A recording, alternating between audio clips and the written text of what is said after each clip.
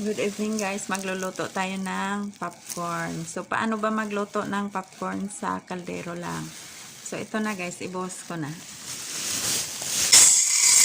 Mainit na dapat ang kaldero na gagamitin nyo guys. Ngayon, pahinaan natin ang apoy. Mahina lang apoy guys, kasi para hindi naman matutong. So takpan natin yan. Yan. Mamaya-maya, pag yung may pumutok na dyan, yan, pahinaan na talaga ang apoy guys.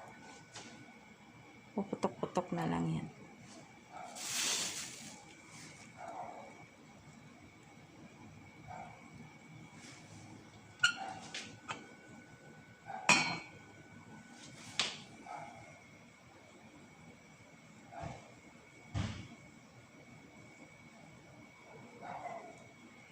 Depende yan sa popcorn na gamitin nyo guys. Pag yung sa supermarket, yan masyadong dry, madaling pumutok. Ito kasi binili ko lang to dyan sa palengke. So, medyo hindi siguro siya gaanong tuyo. Pero i-shake natin ang kaldero.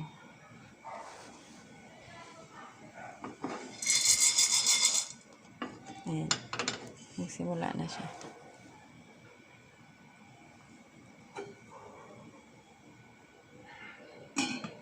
So, takpan natin, ajar lang, para makalabas naman yung moisture.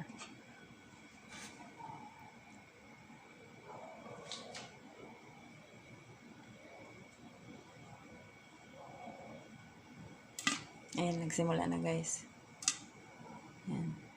Pagka ganyan guys, pabayaan nyo lang kasi aakyat naman yan siya pagluto na.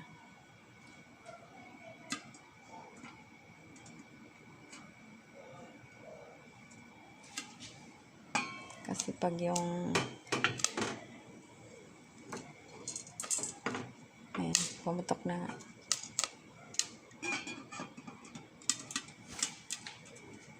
Sasabog-sabog na lang yan siya.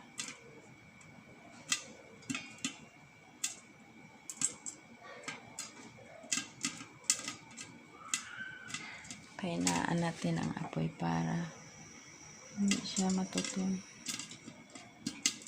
Kasi kung sa popcorn maker, mas maganda talaga ang labas doon. Pero ito, tinuturo ko lang paano kayo magluto pag sa kaldero.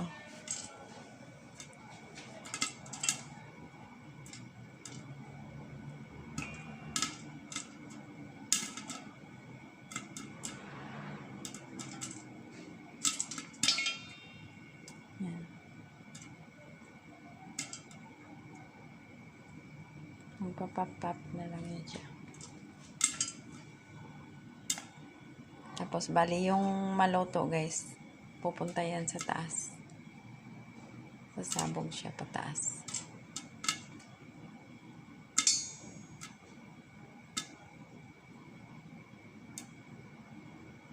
Hindi yata siya gaanong dry, kaya hindi.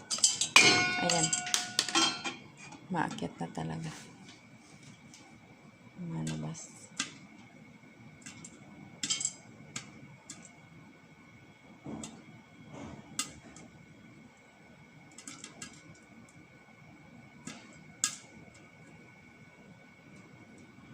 Sobrang dami kasi ang nilagay ko rin. Ayan, sobrang dami.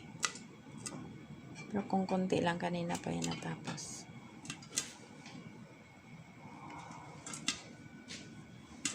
So, i-shake natin guys para mabilis. Shake natin ang kaldero.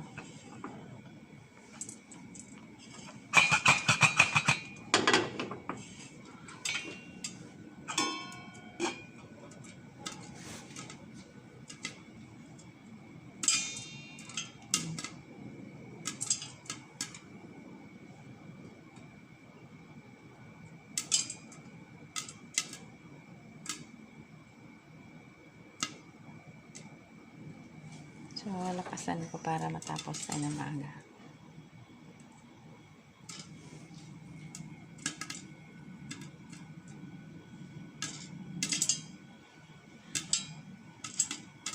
Iba siya, mas maganda pag nakabili kayo ng per kilo na popcorn guys.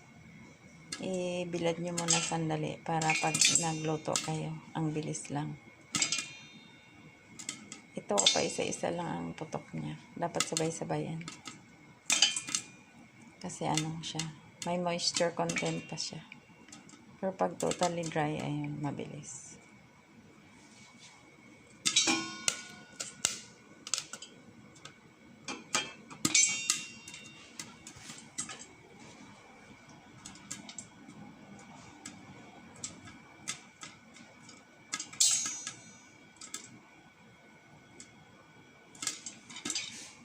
Pwede naman siya nakasan ng konti guys kasi ano, makapal naman yung puwit ng kaliro. Tip pala sa pagluto ng popcorn guys. Ano, yung puwit ng kaliro kailangan makapal para hindi siya madaling matutong. Kasi kahit na manipis yung kaldero mo, hindi siya madaling mag-pop kung hindi siya totally dry. So, itong klase na ito, hindi siya totally dry kasi nakailang minutes na tayo, hindi pa siya natapos.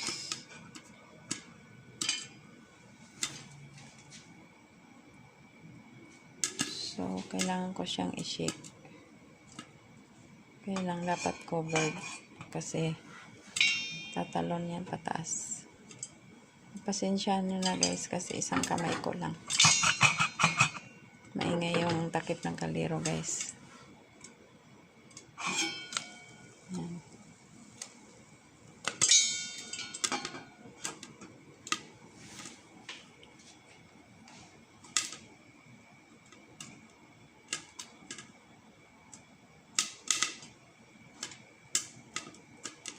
Pahinaan ko na siya. Kasi nasusunog na yan.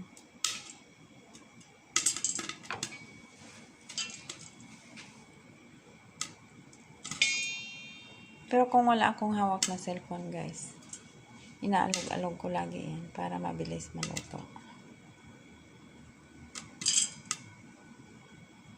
So, tingnan natin. Ayan. Almost mga 80% na. 80% na siyang luto. So, i-shake natin.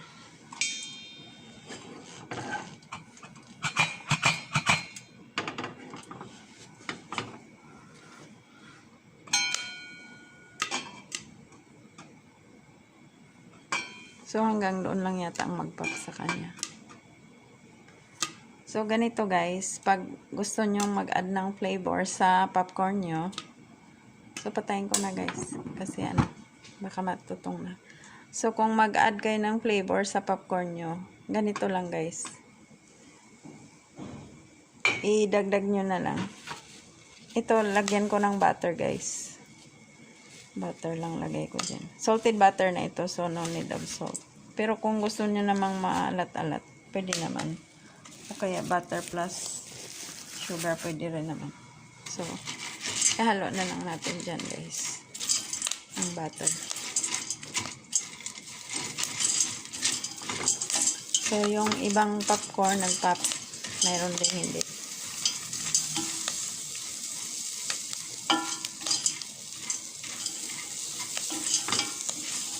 So, ayan guys, may butter na siya.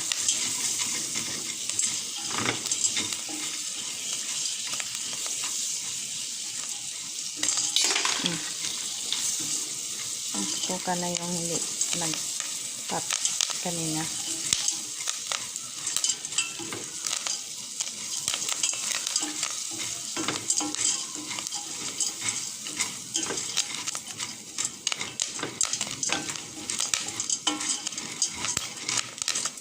So, takpan ko na siya guys kasi maubos na yung katatapon. So, ganyan lang guys. So, that's it. Yan. Luto ng ating popcorn. Thank you so much guys for watching.